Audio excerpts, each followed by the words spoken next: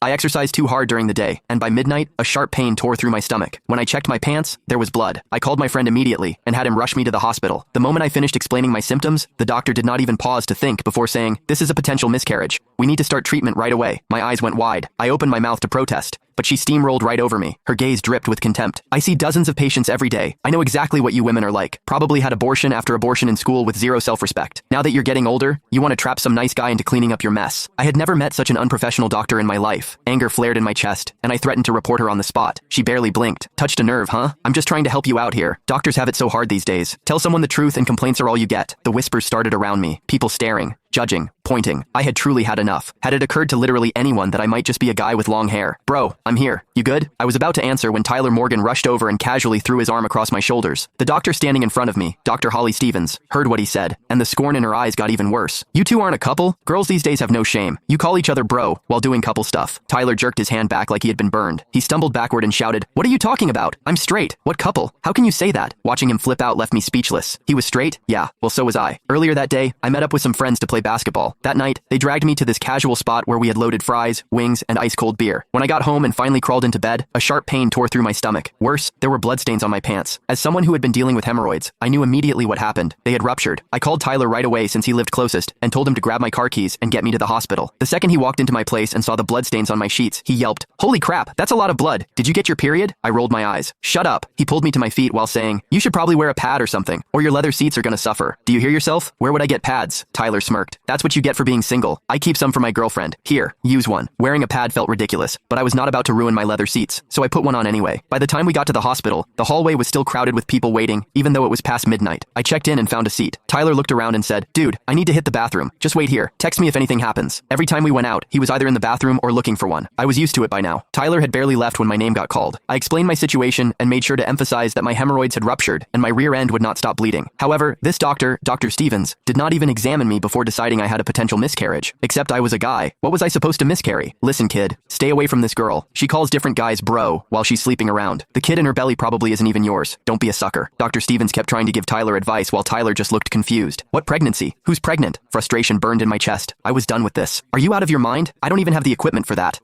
Okay, stop pretending. The whole tomboy act is so outdated. Look, your body is your business, but are you getting admitted or not? Don't blame me if you bleed out and die." Dr. Stevens waved her hand dismissively. Anger churned in my gut. A doctor who was supposed to save lives was being this reckless. At least I was actually a guy. If a real woman got slandered like this by her, there would be no way to clear her name. Besides, I just had long hair. Were my Adam's apple and leg hair not obvious enough? She was standing there with her eyes wide open, lying through her teeth, insisting I was a woman. "You're completely unprofessional. I'm filing a complaint. Where's your supervisor?" My voice turned cold. Dr.